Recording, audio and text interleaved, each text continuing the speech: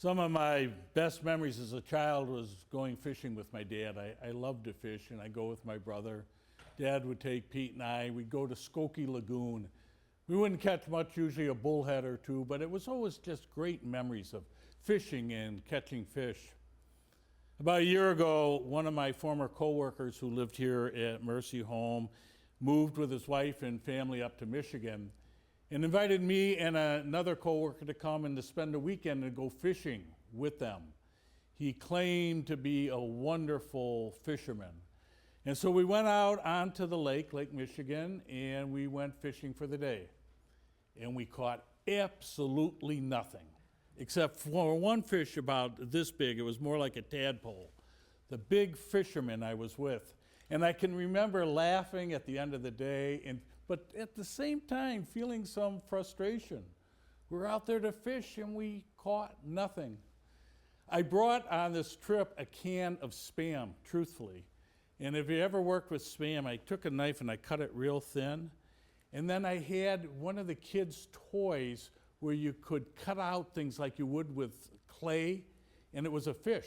So I cut out fish, and for breakfast the following morning, I fried the Spam fish for breakfast, so we had fish to eat. Great memories of fishing. But talk about frustrating. And you can imagine how the apostles, his disciples, to be called, were frustrated. And he said, put out and do it again. And they do it. And they catch so many fish that their boat is about to sink, and they call their friends over and they fill the other boat with fish. And there's amazement.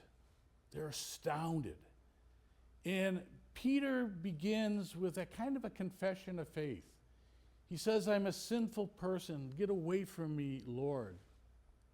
And Jesus' love and compassion and understanding says, great things are going to happen for you, Peter, and for all of my apostles and all of my disciples.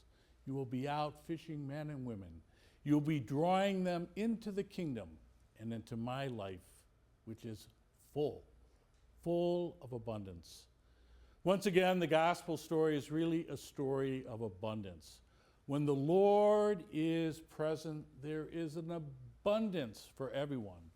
And there is joy and there's celebration, as there is at the Eucharist that we celebrate here today. An abundance of joy, an abundance of celebration.